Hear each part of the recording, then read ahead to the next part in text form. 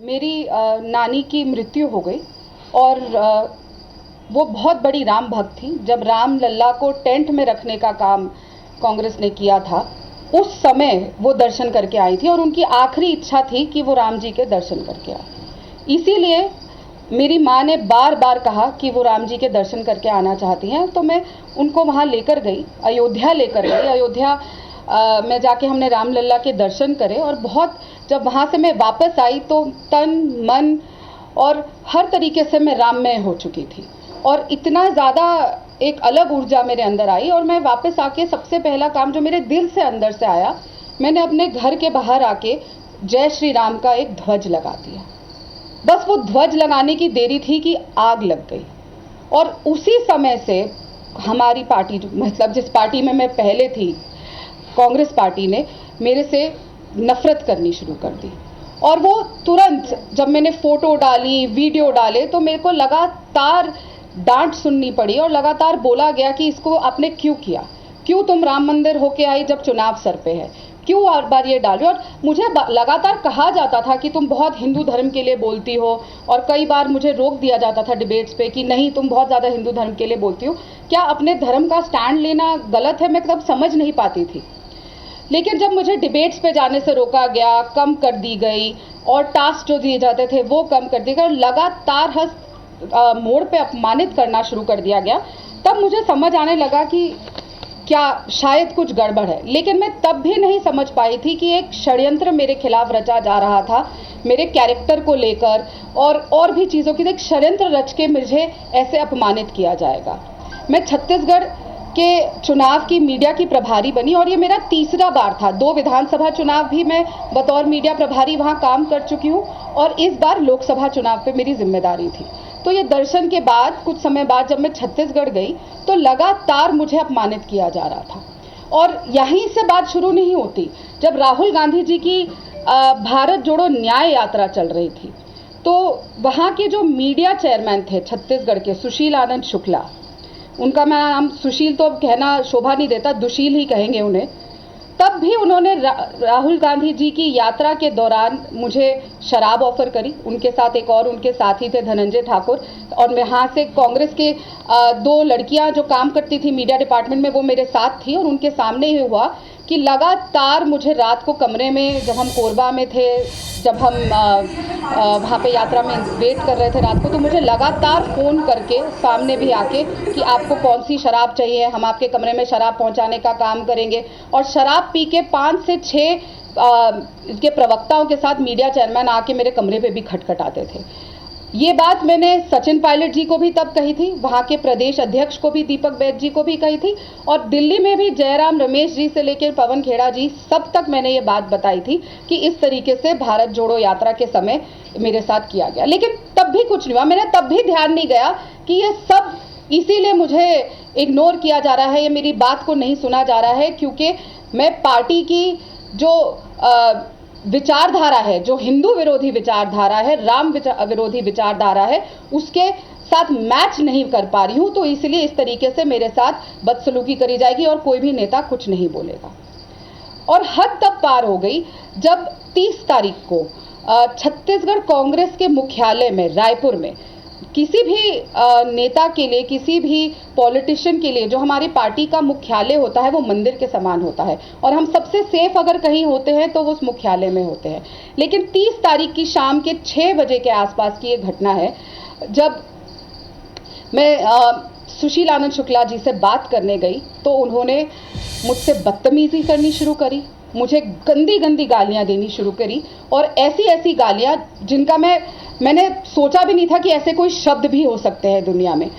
और लगातार गंदी गंदी चीज़ें बोलने लग गए और चिल्लाने लग गए। तब मैं चिल्लाई, बहुत चिल्लाई, वहाँ पे बाहर लोग बैठे हुए थे, और मैंने चिल्ला के ये भी कहा कि जाके नीचे से प्रदेश के महामंत्री को बुला के लाइए और लोगों को बुला के लाइए, लेकिन कोई नहीं हिला।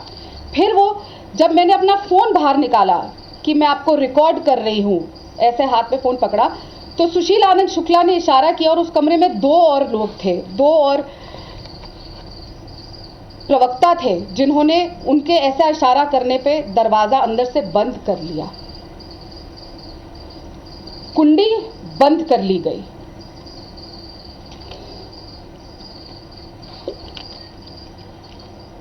करीबन 1 मिनट तक कमरा अंदर से बंद रहा और मुझे गंदी गंदी गालियां दी गई। तीनों उठ के मेरी तरफ आए। मैं अभी भी जब उस घटना के बारे में सोचती हूं तो मेरे रोंगटे खड़े हो जाते हैं।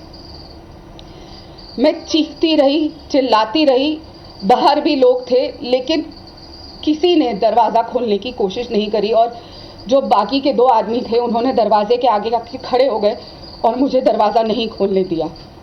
मैं बहुत ज़ोर ज़ोर से चिल्ला रही थी, मेरे हाथ में फ़ोन था, मैं बार बार कहती रही कि मुझे बाहर जाने दीजिए, लेकिन लगातार मुझसे बदसलूकी करी जा रही थी। बहुत मुश्किल से मैं वहाँ पे धक्का देके, और उस समय सिर्फ एक ही चीज़ मेरे ध्यान में आई, मैंने आंख बंद करके चिल्लाते समय सिर्फ कृष्ण जी का ध्यान किया कि वो मुझे यहाँ से बचा के लेकर जाए, क्योंकि जहाँ पे हम सबने अपने आप को एक महिला सबसे सुरक्षित महसूस करती है कि वो हमारा मंदिर है, वहाँ पे मुझे अंदर 3 आदमियों ने बंद कर लिया। बहुत मुश्किल से धक्का देके मैं वो दरवाज़ा खोल के चिल्लाती हुई, चीखती हुई कांग्रेस ऑफिस में सीढ़ियों से जो लोग वहाँ पे गए उन्होंने देखा कि वो फर्स्ट फ्लोर पर ऑफिस है। मैं नीचे भागती हुई गई, चिल्लाती हुई, सीधा प्रदेश के महामंत्री, जनरल सेक्रेटरी और प्रभारी ऑर्गेनाइजेशन के कमरे में गई, चीखती चिल्लाती बिलबिलाती, और मैं सिर्फ इतना कहती रही, बताती रही कि मेरे साथ क्या हुआ है। लेकिन जो प्रदेश के महामंत्री भी थे वो जूते उतार के बैठे रहे, कोई नहीं खड़ा हुआ, किसी ने उस आदमी को नहीं बुलाया, किसी ने नहीं पूछा क्या हुआ, और एक तमाशा वहाँ बनता रहा। मैंने घड़ी 154 पे मेरा बीपीएम चला गया और घड़ी ऐसे धप फट कर रही थी, लग रहा था कि घड़ी ही फट जाएगी। मेरे हाथ पैर ठंडे पड़ गए। मैं वो सोचती भी हूँ तो मेरे रोंगटे खड़े हो जाते हैं जो मेरे साथ उस पल हुआ।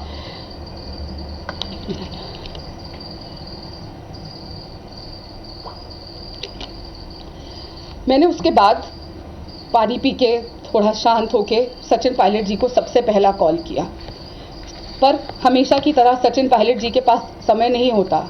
अगर आपको वहाँ पे किसी से बात करनी है, प्रभारी जी हैं वो, लेकिन वो बात नहीं करते, सिर्फ उनके पीए बात करते हैं। पार्टी में प्रभारी का काम ही उनके पीए करते हैं। उनके पीए ने फ़ोन उठाया और उन्होंने कहा कि हम गाड़ी में हैं, हम सरगुजा जा रहे हैं, और मेरी उनसे 1 मिनट बात हुई और मैंने उनको पूरा के पूरा घटनाक्रम से अवगत कराया। और उन्होंने कहा कि 1 मिनट रुकिए। उन्होंने वहाँ पे बात करी और मुझे कहा आप चुप रहिएगा, चुनाव का समय है, बिल्कुल चुप रहिएगा, कुछ मत करना, और उन्होंने फ़ोन रख दिया। मैंने फिर फ़ोन लगाया कि मेरी सर से बात करा दीजिए, लेकिन कहा अभी व्यस्त है, हम गाड़ी में सरगुजा जा रहे हैं। गाड़ी में पीछे सीट पे बैठा हुआ आदमी, अगर एक महिला अपनी खुद की पार्टी की एआईसीसी ऑफिस बेरर के साथ इतनी बड़ी घटना हो रही है और वो बात नहीं कर पाया। दूसरा कॉल मैंने भूपेश बघेल जी को किया, उन्होंने फ़ोन कॉल नहीं उठाया।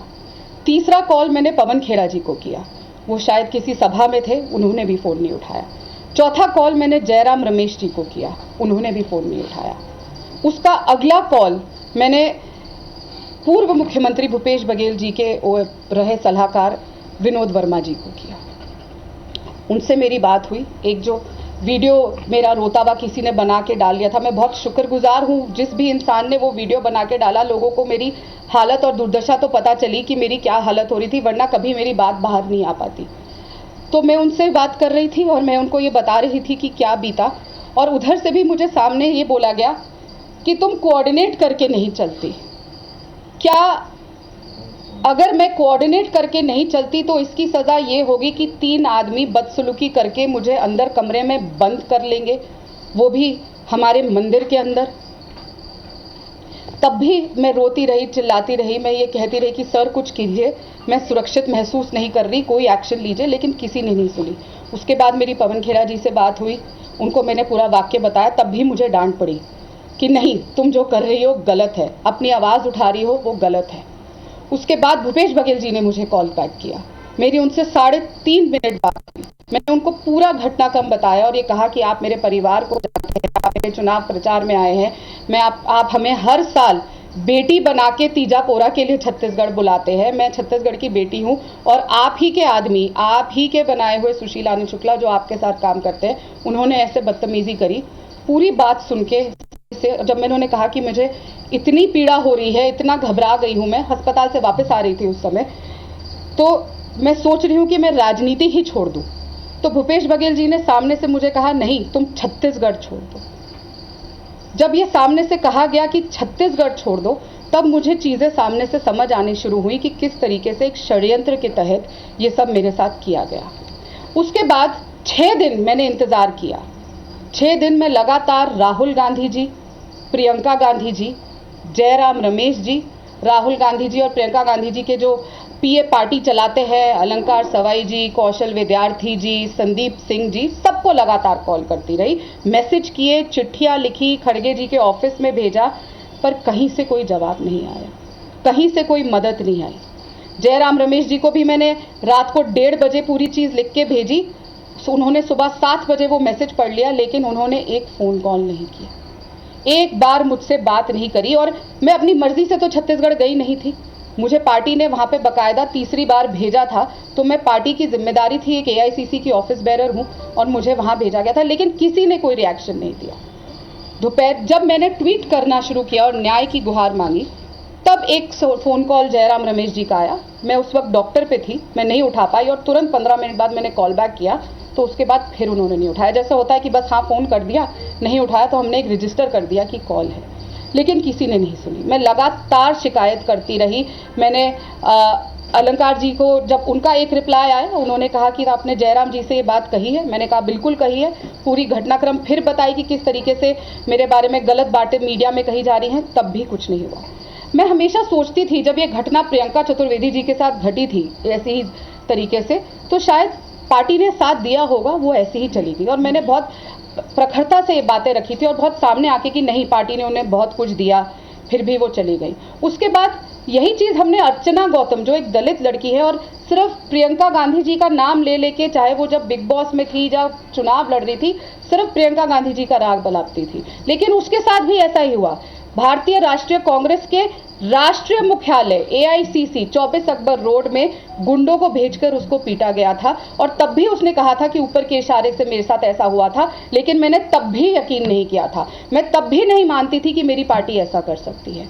फिर जब अंकिता दत्ता ने कंप्लेंट करी बीवी श्रीनिवास के खिलाफ, तो कंप्लेंट करने का नतीजा ये हुआ कि उसको पार्टी से निकाल दिया गया। लेकिन बीवी श्रीनिवास, जिस दिन मेरे साथ ये घटना हुई और जब अगले दिन प्रेस कॉन्फ्रेंस हो रही थी, बीवी श्रीनिवास बैठ के सरगुजा में प्रेस कॉन्फ्रेंस सचिन पायलट के साथ कर रहे थे, और वही आदमी जिसने मुझे कमरे में बंद किया था, वो पवन खेड़ा के साथ प्रेस कॉन्फ्रेंस बैठ के रायपुर में कर रहे थे। ये तरीका था हमारी पार्टी का हर चीज को हैंडल करने का। उसके बाद गुरदीप सप्पल जी आए, फिर वो आदमी जिसने मुझे कमरे में बंद किया था, वो प्रेस कॉन्फ्रेंस साथ कर रहा था। लगातार मैं कंप्लेंट करती रही, फिर भी गुहार करती रही। 5 दिन 6 दिन मैंने मीडिया से बिल्कुल बात नहीं करी। मैंने अपना धर्म निभाया कि अगर इंक्वायरी करी जाए, कुछ बात करी जाए, तो मैं तब तक मीडिया से बात नहीं करूंगी। मैंने बात को घर में रखने की कोशिश करी। घटना के 2 दिन बाद प्रियंका गांधी जी छत्तीसगढ़ आई, क्योंकि मैं लगातार उनके ऑफिस से मैसेज कर रही थी, समय मांग रही थी, अपनी बात रख रही थी और मुझे जवाब नहीं मिल रहा था। मैंने तब भी ट्विटर के माध्यम से गुहार लगाई और कहा, दीदी आप मर्यादा पुरुषोत्तम प्रभु श्री राम के ननिहाल में आ रही हैं, मेरे साथ न्याय कर रही है, लड़की हूं, लड़ रही हूं, लेकिन नहीं, नारी न्याय कागज में मैनिफेस्टो में है पर धरातल में नहीं है। लड़की हूं, लड़ सकती हूं, बातें हैं, पर अपनी ही घर की लड़कियों को पिटवाने का काम किया जाता है, अपनी ही घर की लड़कियों को बंद करने का काम किया जाता है कमरे में। वो क्या मंशा थी, मैं आज तक नहीं समझ पाई हूं कि मुझे क्यों 3 आदमियों ने कमरे में बंद कर दिया। क्या राम भक्त होने की इतनी बड़ी सजा दी जाएगी मुझे, कि राम जलल्ला के दर्शन करने की इतनी बड़ी सजा दी जाएगी मुझे, कि जब मैं न्याय मांगूंगी मेरे साथ न्याय नहीं होगा, और इस षड्यंत्र के तहत मुझे इस तरीके से पार्टी से निकालने की कोशिश करी जाएगी। क्योंकि लगातार देखते आए हैं, जब जब महिला के साथ अन्याय होता है, दोनों समय, अगर आप राम मंदिर जाएंगे, आप रामलल्ला का नाम लेंगे, आप पार्टी में हिंदू सामने आएंगे कि आप हिंदू हैं, आप मंदिर जाएंगे तो आपको पार्टी से निकाल दिया जाएगा या टॉर्चर किया जाएगा, आप खुद पार्टी छोड़ दें। या महिला के साथ जब उत्पीड़न होगा, महिला के साथ ऐसी घटनाएं होंगी, ऐसा दुर्व्यवहार होगा, ऐसा दुष्कर्म होगा, तो या तो उसको मजबूर कर दिया जाएगा कि वो पार्टी छोड़ दे, या पार्टी से निकाल दिया जाएगा। लेकिन मेरी जंग जारी रहेगी। लड़की हूं, लड़ रही हूं, ये सिर्फ एक नारा मेरे लिए नहीं है। मैं न्याय के लिए हमेशा से 22 साल एक इंसान, 17 साल की उम्र से मैं इस पार्टी से, इस विचारधारा से जुड़ी हूं, और ये सोचते हुए कि ये संविधान के रक्षक है। लगातार हमें ये बोला जाता था, हमारे स्ट्रैटेजी ग्रुप में हमें सिखाया जाता था, जो हमारे प्रवक्ताओं का स्ट्रैटेजी ग्रुप है, पिछले 1.5 महीने से एक ही बात कही जा रही थी कि हर चीज़ को आप घेर के संविधान पे लेकर आओ। फिर जब कर्नाटक वाला इशू आया सामने तो बोला गया कि पार्टी को, भारतीय जनता पार्टी को कर्नाटक पे छेड़ो। आप कर्नाटक की बात कर रहे हैं, आप मणिपुर की बात कर रहे हैं, आप पहलवानों की बात कर रहे हैं, लेकिन आपके घर में जो लड़कियों के साथ हो रहा है उस पर एक एक महिला नेत्री ने चुप्पी साध ली। ना महिला कांग्रेस की अध्यक्षा हो, चाहे सुप्रिया श्रीनेट हो, और यही नहीं, नेटा डिसूजा जी जो पूर्व महिला कांग्रेस अध्यक्ष रह चुकी है, उन्होंने मुझे फोन करके चिल्लाई कि तुम ऐसा कैसे कर रही हो, जब उनको ये पूरी घटना का पता चला, और इतना चिल्लाई और बोला कि घर में शादी होती है, ऐसी कोई घटना हो जाती है तो उसके बाद घर में चुप रहने को कहा जाता है। लगातार शीर्ष नेता और जयराम रमेश जी ने मुझे कॉल करके कहा कि ये क्या तरीका हो रहा है, चिल्लाए मुझ पे कि तुमने शिकायत कैसे कर दी, चुनाव है, चुप रहो, तुम आवाज नहीं उठा सकती, कोई कार्रवाई नहीं होगी। 6 दिन इंतजार रहा, लेकिन आज तक उस आदमी को एक शो कॉज नोटिस तक नहीं भेजा गया। लेकिन लगातार राधिका खेड़ा को चुप रहने को कहा गया, लगातार बोला गया कि तुम ऐसे कैसे कर सकती हो, तुम कोई एक्शन क्यों ले सकती हो, और एक नौटंकी करी गई कि हम एक 6 दिन बाद कि हम एक रिपोर्ट मांग लेते हैं, वो भी तब जब मैंने आखिरकार कह दिया कि मैं पुलिस में कंप्लेंट लिखवाने जा रही हूँ। लेकिन मेरी तबीयत इतनी खराब थी, मैं वहां से ट्रैवल नहीं कर सकती थी। मैंने अपनी माताजी को वहां बुलाया, मैं फिर भी आखिरी उम्मीद करते हुए न्याय की मैं प्रदेश अध्यक्ष के पास गई, और उन्होंने मेरा बयान, मैंने जब कहा कि सर ये मेरा बयान है, आप इस पे रिसीविंग करके साइन करके दे दीजिए और ये है जो मुझे कहना है, उन्होंने वो लेने से मना कर दिया और कहा मैं सिर्फ जो आप बोलोगी मैं लिखूंगा और मैं सिर्फ सुनूंगा, इसको लिखित में नहीं लिया जाएगा। जब मैंने उनको याद दिलाया कि आपको मैंने शिकायत लगाई थी कि मुझे शराब ऑफर करी गई है, तो दीपक बैज ने सामने से बोला आप शराब पीती है ना, कितना पीती है? ये तरीका था इंक्वायरी करने का कांग्रेस पार्टी का, और ये किसके इशारे पे हो रहा था? भूपेश बघेल के इशारे पे हो रहा था। और भूपेश बघेल किसके इशारे पे काम करते हैं? प्रियंका गांधी जी के इशारे पे काम करते हैं, सचिन पायलट जी के इशारे पे काम करते हैं। इतनी बड़ी घटना हो गई, लेकिन प्रियंका गांधी जी ने एक बार भी चुप्पी नहीं तोड़ी, छत्तीसगढ़ आके एक बार नहीं बोली, एक फोन करके नहीं कहा कि क्या हुआ, तुम मेरी राष्ट्रीय प्रवक्ता हो, तुम मेरी नेशनल मीडिया कोऑर्डिनेटर हो, अकेली लड़की हूं, आप सब जानते हैं नेशनल मीडिया कोऑर्डिनेटर 7 साल से हूं मैं, अकेली लड़की हूं उस डिपार्टमेंट में, लोगों के बीच में आदमी आए गए, पर मैं एक अकेली लड़की हूं उस डिपार्टमेंट में, और उसी को आपके पास समय नहीं था। क्यों? ऐसा क्या है भूपेश बघेल जी जो प्रियंका गांधी जी को पहुंचाते आए हैं कि प्रियंका गांधी जी उनका संरक्षण कर रही थी और वही आगे जाके सुशीलानंद शुक्ला को पहुंचा रही थी? ऐसा क्या है जो पूरी पार्टी भूपेश बघेल के कहने पे, सचिन पायलट के कहने पे काम कर रही थी? ऐसा क्या है राहुल गांधी जी के पास छुपाने को कि इतना दबाव उनका, भूपेश बघेल ने इतना दबाव बना दिया कि प्रियंका गांधी जी और राहुल गांधी जी चुप्पी साध लिए? मुझे फॉलो करते हैं ट्विटर पे, तो ऐसा तो हो नहीं सकता 200 लोगों को, पार्टी के महज 200 लोगों को, जिसमें से 200 में से तो कुछ पत्रकार भी हैं, तो आप लेकर चलिए महज 100-150 लोगों को पार्टी के वो फॉलो करते हैं, तो ये भी नहीं कह सकते कि मैं पार्टी में कोई अस्तित्व नहीं रखती। जब राहुल गांधी जी, प्रियंका गांधी जी स्वयं मुझे फॉलो करते हैं तो उनसे कोई बात छिपी नहीं थी, और लगातार मेरे पास मैसेज है, हर चीज है प्रूफ करने के लिए, लेकिन एक बार भी किसी ने मुंह नहीं खोला। ऐसा क्या है? क्या मेरा राम मंदिर जाना इतना ज्यादा चुप गया पार्टी को कि ऐसे षड्यंत्र रच के मेरे साथ ऐसा किया गया? मैं लगातार कौशल्या माता का नाम लेती थी छत्तीसगढ़ में, लगातार राम जी का नाम लेती थी, तब भी मुझे कहा जाता था कि तुम राम जी का नाम मत लो, कौशल्या माता का नाम मत लो। छत्तीसगढ़ चुनाव में भी मुझे टोका जाता था। क्यों? छत्तीसगढ़ की संस्कृति, जब कौशल्या माता का मायका राम जी का ननिहाल है, तो क्यों कांग्रेस पार्टी मुझे बार बार उनका नाम लेने से रोकती थी? लगातार मुझ पे आरोप लगाए जाते थे कि तुम बहुत ज्यादा हिंदू धर्म की बात करती हो, इतना, लेकिन मेरे से इतनी घृणा हो जाएगी, क्योंकि और किसी मुद्दे पे मुझे हटा नहीं सकते थे, कोई एक्शन नहीं ले सकते थे, तो इतनी घृणा हो जाएगी कि एक पूरा षड्यंत्र रचा जाएगा और मुझे एक कमरे के अंदर बंद कर दिया जाएगा, और उसके बाद भी कोई कार्रवाई नहीं। और अब तो जी सुनने में आया 5-6 लोग भी सामने आ गए हैं, और उसमें से तो एक बहुत दुख के साथ मुझे कहना पड़ रहा है, 2 मुसलमान भी सामने आ गए हैं कि वो उस कमरे के अंदर थे, क्योंकि मैं हिंदू लड़की हूं और मैंने ये बोल दिया कि मैं राम मंदिर की बात बता दी कि इसलिए मुझसे दुश्मनी हो रही है और ये कर रहे हैं, क्योंकि मैंने उनका असली चेहरा सामने ला दिया। तो वो 2 मुसलमानों को लेकर आए हैं जो वहां पे नहीं थे, और अब वो बयान दे रहे हैं कि वो उस कमरे में थे। मैं रिक्वेस्ट करती हूँ छत्तीसगढ़ की पुलिस से भी कि इसका संज्ञान ले कि वो आदमी कहाँ से आए और क्यों आए, और अगर उनके हिसाब से वो 5 आदमी थे तो ये भी सवाल बनता है कि 5 आदमियों ने एक लड़की को अकेले कांग्रेस के मुख्यालय में कमरे के अंदर कुंडी लगा के बंद क्यों किया? इस बात का सवाल का जवाब मैं आज प्रियंका गांधी जी से पूछती हूँ, राहुल गांधी जी से पूछती हूँ, मल्लिकार्जुन खड़गे जी से पूछती हूँ, जयराम रमेश जी से पूछती हूँ, जिनकी जिम्मेदारी पर मेरे घर वालों ने उनके विश्वास करके मुझे कांग्रेस में वहां पे भेजा था छत्तीसगढ़ में काम करने को, और मैं महीनों वहां पे रह के काम कर रही थी। लेकिन मुझे प्रभु श्री राम पे पूरा यकीन है कि जितना भी ये प्रभु श्री राम का विरोध कर ले, लेकिन प्रभु श्री राम मुझे आखिरकार न्याय दिला के रहेंगे। आपके कोई सवाल हो तो? राधिका जी, आपने किसको फोन किया था जब सारे लोग, किसने भूपेश बघेल को, ओएसडी को पहली बार भूपेश बघेल जी को डायरेक्ट किया था, सचिन पायलट जी को। जिसने उठाया था आपका फोन, उन्होंने वापस कॉल बैक किया था मुझे, सचिन पायलट के ओएसडी ने। मैंने सचिन पायलट को कॉल किया था, उनके ओएसडी ने फोन उठाया। जब आप जयराम रमेश को की, पवन खेड़ा को की, उसके बाद आपने कहा कि भूपेश बघेल को, जिन्होंने कहा कि तुम कोऑर्डिनेट करना सीखो, वो सलाहकार होते थे विनोद वर्मा। विनोद जी। आपने एक लाइन बोली कि क्या पहुंचाते हैं भूपेश बघेल प्रियंका गांधी, ये क्या पहुंचाने? देखिए, ये सब जानते हैं कि दुशील जो है वो कक्का का आदमी है, और लगातार भूपेश बघेल जी प्रेशर बनाए हुए हैं कि उस पर कोई कार्रवाई ना हो, वरना लगातार जिसके ऊपर कंप्लेंट हो रही है, और ये भी नहीं, यहाँ लगातार जो कंप्लेंट होती आ रही है उसको बचाया जा रहा है, उस पर कोई कार्रवाई नहीं हुई जा रही, क्योंकि भूपेश बघेल जी और सचिन पायलट जी कार्रवाई होने नहीं दे रहे। और ये किसी से छुपा नहीं है कि सचिन पायलट जी और भूपेश बघेल जी किसके टीम में है। प्रियंका गांधी जी तो जी सरगुजा वहां गई भी नहीं कैंपेन करने, जब सरगुजा की हमारी एक ही लड़की कैंडिडेट, छोटी सी लड़की चुनाव लड़ रही थी छत्तीसगढ़ से, जब उन्होंने शशि सिंह ने बोला कि मैं प्रियंका गांधी जी की सभा चाहती हूँ क्योंकि भूपेश बघेल जी से उनका क्या सांठ गांठ है, उस चक्कर में वो उस लड़की को के लिए कैंपेन करने भी नहीं गई। ये सबको पता है, और ये सब जानते हैं कि किस तरीके से प्रियंका गांधी जी भूपेश बघेल जी के आगे आके खड़ी होती हैं जब भी उन पे कोई समस्या आई है कि उनको मुख्यमंत्री से हटाया जाएगा।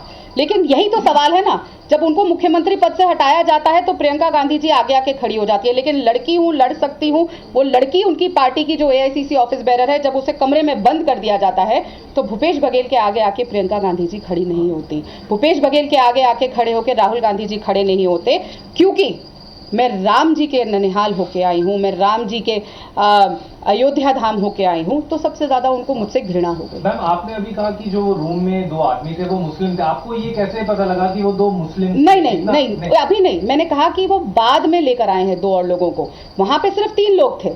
अब जो नई चीज आई है, जो मुझे मीडिया के माध्यम से पता चली है, वो 2 उसमें जो लोग वो लेकर आए हैं उनके नाम है, पता है, वो कांग्रेस पार्टी के प्रवक्ता हैं। तो उनका जो क्लेम कर रहे हैं कि वो कमरे के अंदर थे, जबकि नहीं थे। उस कमरे में सिर्फ 3 लोग थे, मैं, सुशील आनंद शुक्ला, नितिन बंसाली और सुरेंद्र वर्मा, सिर्फ 3 लोग। ये 2 आदमी जो नए आए हैं, जो कह रहे हैं कि हम 5 लोग थे, और ये भी कह रहे हैं कि उन्होंने कमरा अंदर से बंद किया। तो सोचने की बात है, जो ये 2 नए आदमी अंदर आते हैं, 5 लोग एक लड़की को कमरे के अंदर बंद कर रहे हैं, और प्रियंका गांधी जी आज भी चुप है, खड़गे जी आज भी चुप है। मैंने अपना पहले जब इस्तीफा भेजा, किसी ने मुझसे संपर्क नहीं किया, किसी ने एक बार फोन उठा के नहीं पूछा कि ये क्यों कर रही हो। और जब मैं कंप्लेंट भी कर रही थी, सिर्फ मुझे फोन करके धमकाया जाता था कि चुप रहो, चुप रहो, चुप रहो। कोई भी कार्रवाई, एक शो कॉज नोटिस तक नहीं भेजा गया, जो एक बहुत बेसिक चीज होती है जब कोई घटना किसी भी दफ्तर में घटती है, कि सबसे पहला काम एक शो कॉज नोटिस करने का। तो मैम, अभी आपने ऐसे ये बताया कि आपकी फॉर्मर जो फीमेल पुलिस है उनके साथ भी ऐसे घटना होती रही, तो आप क्या ये कहना? नहीं, मैंने कहा था वो सामने थी जब ये हुई थी। आप क्या ये कहना चाह रहे हैं कि कांग्रेस पार्टी एक महिला विरोधी पार्टी? बिल्कुल। देखिए, एआईसीसी के मुख्यालय में एक दलित लड़की को कांग्रेस के कार्यकर्ता, कांग्रेस के ऑफिस बेरर्स प्रियंका गांधी के इशारे पे आके पीट के जाते हैं, ये किसी से नहीं छुपा। 24 अकबर रोड में की ये घटना है, उसी लड़की के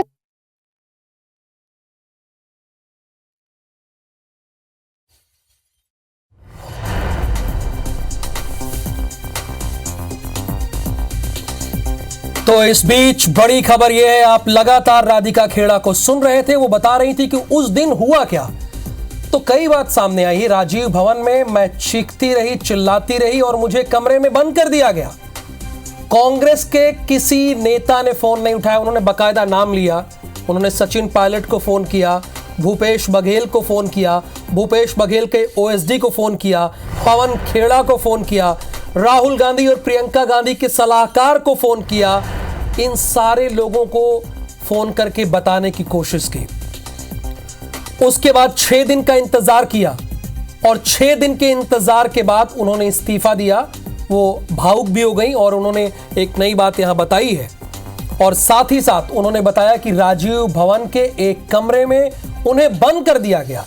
और जब बात आई कि 2 लोग उस कमरे में और थे तो उन्होंने कहा कि पुलिस से जांच कराई जाए कि ये लोग कहां थे, इसकी जांच होनी चाहिए निष्पक्षता के साथ। मुझे गंदी गंदी गालियां दी गई राजीव भवन के बंद कमरे में। पूछताछ के दौरान शराब को लेकर सवाल पूछे गए और उन्होंने कहा कि क्या आप शराब, ऐसा सवाल किया गया कि आप शराब पीती हैं, इस तरह के सवाल किए गए। सब कुछ भूपेश बघेल के इशारे पर हुआ, यह भी राधिका खेड़ा कह रही है। सारी बात उन्होंने कही है।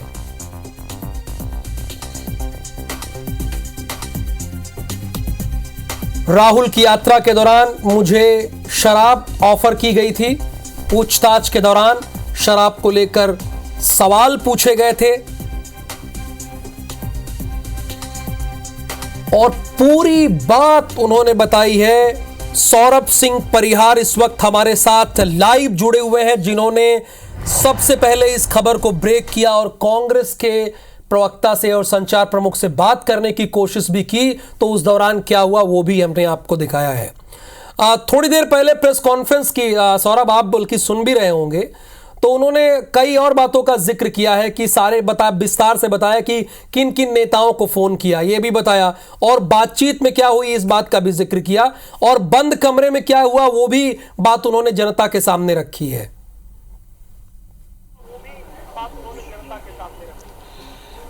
बिल्कुल देखिए राहुल, जिस तरीके से सबसे पहले IBC 24 ने दिखाया था कि किस तरीके से राजीव भवन संचार विभाग के कमरे में राधिका खेड़ा और सुशील आनंद शुक्ला के बीच जो है बहस हुई थी और बदतमीजी की बात जो है बार बार राधिका खेड़ा जो सुशील आनंद शुक्ला को लेकर कहते रहे। और निश्चित रूप से जब पूरा घटनाक्रम हमने जो है ये पिछले मंगलवार की घटना है पूरा बताया था कि राधिका खेड़ा जो है कैसे रोते हुए जो है जाती है, फिर पूरा एक घटनाक्रम चलता है। लेकिन आज सबसे महत्वपूर्ण जो है 3-4 बातें उन्होंने कही है कि सबसे पहले कि शराब परोसने की बात जो सुशील आनंद शुक्ला ने कोरबा में जब भारत जोड़ो यात्रा कार्यक्रम चल रहा था तब शराब परोसने की ऑफर कही गई। और इसके अलावा रात को 1 बजे सुशील आनंद शुक्ला ने दरवाजा भी खटखटाया है जब वहां वो होटल में रुकी थी। आप देखिए कि किस तरीके से कल जब हमने दरवाजा खटखटाया था शाम को 6 बजे, तब जो है सुशील आनंद शुक्ला और उनके नेताओं का क्या कहना था, और ये रात को 1 बजे अगर ये आरोप लगा रही है और ये आरोप सही है तब की बात मैं कह रहा हूं। लेकिन कुल मिलाकर आप सुनिए, जो है देखिए कि ये जो आरोप लगा रही कि छत्तीसगढ़ पुलिस को भी जो है पूरे मामले पर संज्ञान लेना चाहिए और निश्चित रूप से इससे पहले भी जो है ये बात कहती रहे। और सबसे महत्वपूर्ण बात यह भी कहा गया है आखिर 5 लोग बंद कमरे में मेरे साथ क्या कर रहे थे, इस पूरे मामले की जो है जांच होनी चाहिए। अभी मैं जो दीपक बैज के घर में हूं और आप देखिए दीपक बैज और सुशील आनंद शुक्ला दोनों हैं, उनसे बातचीत करेंगे। हालांकि बातचीत करेंगे, देखिए सुशील आनंद शुक्ला जी और दीपक बैज जी बैठे हैं, थोड़ी देर बाद वो जो है बात करेंगे कि आखिर वो क्या कहेंगे। पूरे घटना को जो है दीपक बैज जी ने संज्ञान में लिया है और दीपक बैज जी जो है काफी पारदर्शिता के साथ बात करते रहे। सर मीडिया के साथ जी सर सारे लाइव में है सर, सारे लाइव में है सर। जी सर पीसी लगभग खत्म हो गई। सुशील आनंद शुक्ला पर जो आरोप लगा है सर कि उन्होंने शराब बांटा है, मैं एक बात का जी सर सार्वजनिक रूप से बोलिए मैं एक सार्वजनिक रूप से सर सार्वजनिक है सर, ये 4-5 बाइट लगे। चलिए ये सुशील आनंद शुक्ला जी से बात कर लेते हैं। आपने शराब ऑफर किया है? मेरे पूरे खानदान में आज तक किसी ने शराब नहीं पिया। ठीक है, ये देखिए ये बड़ा बयान दिए सुशील आनंद शुक्ला जी ने कि कभी इनके खानदान में शराब नहीं पिया है तो शराब ऑफर की बात कैसे करते। तो सर ये जो लगा रहे हैं आरोप, उस आरोप को कैसे देखें सर? बेबुनियाद है, भारतीय जनता पार्टी से प्रेरित है। छोटी बहन है, इतनी ज्यादा मर्यादा नहीं गिराना चाहिए उन्हें। सर वो कह रहे रात में आपने दरवाजा भी खटखटाया सर 1 बजे कहाँ पे? कोरबा में, वो इस तरीके की बात कह रहे हैं सर। गलत है जी। तो आपने सुना यहाँ पर राहुल सुशील आनंद शुक्ला जी का कहना है कि रात में 1 बजे जो है दरवाजा मेरी ओर से नहीं खटखटाया गया था और जो है सीधे जो है दीपक बैज जी प्रेस कॉन्फ्रेंस को जो है संबोधित कर रहे हैं। मैडम नीचे लगा दीजिए, लगाइए नीचे लगाइए, वो प्रेस कॉन्फ्रेंस संबोधित कर रहे हैं। जी सर आप लोग खड़े जाओ, सुशील आनंद जी बैठ जाएंगे। सर आज एक घटनाक्रम ये हुआ है सर, राधिका खेड़ा ने प्रेस कॉन्फ्रेंस करके कहा है कि सुशील आनंद शुक्ला ने भारत जोड़ो यात्रा के दौरान जो शराब ऑफर किया था, रात को 1 बजे दरवाजा खटखटाते थे सुशील आनंद शुक्ला जी, क्या कहेंगे पूरे मामले पर? मामले को लेकर खुद पीछे आ जाना